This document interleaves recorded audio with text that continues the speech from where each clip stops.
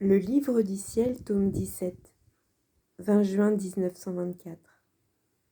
La divine volonté comporte le bonheur total.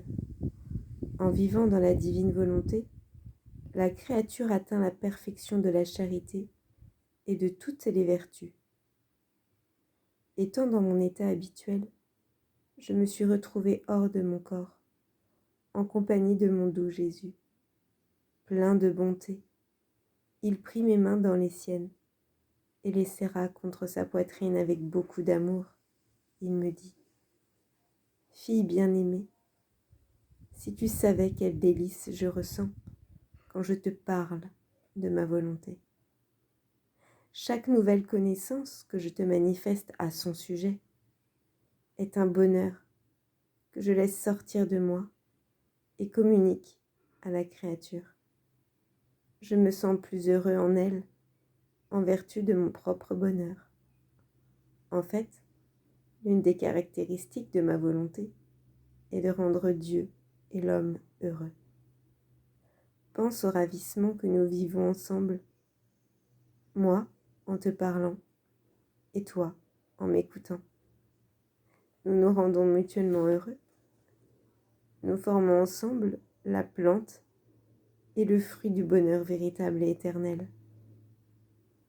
Pareillement, ceux qui écoutent ou lisent les choses admirables et surprenantes concernant ma volonté ressentent le doux enchantement de mon bonheur. Pour mon bonheur, à travers mes œuvres, je veux te parler de la noblesse de ma volonté, des sommets que l'âme peut y atteindre et de tout ce qu'elle peut acquérir quand elle permet à ma volonté d'entrer en elle.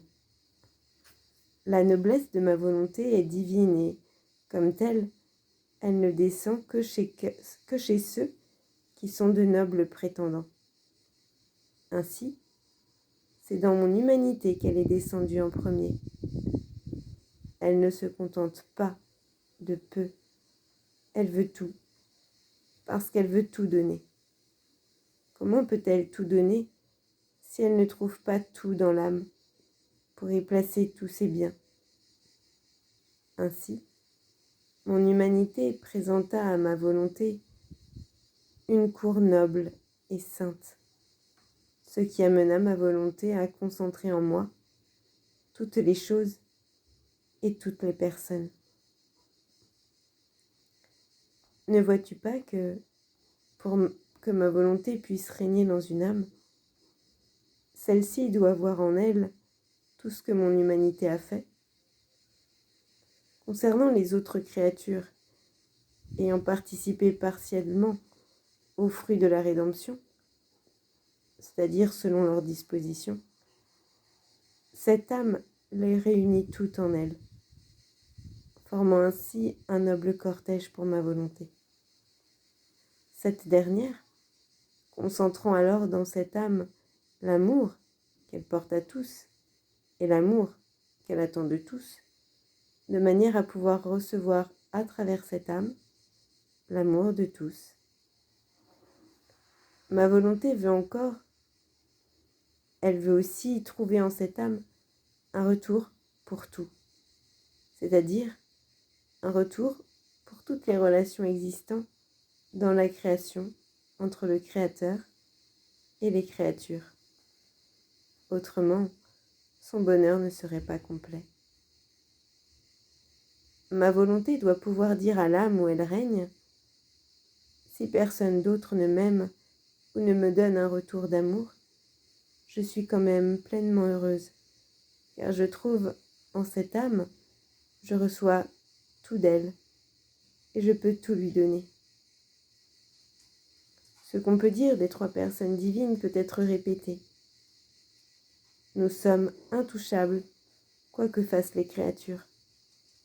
Personne ni rien ne peut nous atteindre ou le moindrement diminuer notre bonheur. Uniquement l'âme qui possède notre volonté peut nous atteindre, peut venir ne faire qu'un avec nous. Étant donné que cette âme est heureuse de notre propre bonheur, nous sommes glorifiés par son bonheur. Seulement, quand ma volonté régnera pleinement chez les créatures, la charité atteindra en elles sa complète perfection. En vertu de ma volonté, chaque créature se trouvera en chaque autre créature, l'aimera, la défendra et la soutiendra, comme Dieu l'aime, la défend et la soutient. Chaque créature se trouvera transfusée dans toutes les autres, comme dans sa propre vie. Toutes les vertus atteindront leur complète perfection, parce qu'elles ne seront pas nourries par la vie humaine, mais par la vie divine. C'est pourquoi j'ai eu besoin de deux humanités. Ma propre humanité, pour réaliser la rédemption, et une autre, pour réaliser le fiat voluntas tua sur la terre, comme au ciel, chacune plus nécessaire que l'autre. En effet, si avec la première, je devais racheter l'homme, avec la seconde, je devais restaurer l'homme dans sa fin première et ouvrir les courants de grâce entre la volonté humaine et la volonté divine, de telle sorte que la volonté divine puisse régner sur la terre comme au ciel. Pour racheter l'homme, mon humanité a laissé ma volonté régner sur la terre comme au ciel. Et je cherche une autre humanité qui, laissant ma volonté régner en elle, sur la terre comme au ciel, me permettra d'accomplir tous les desseins de la création.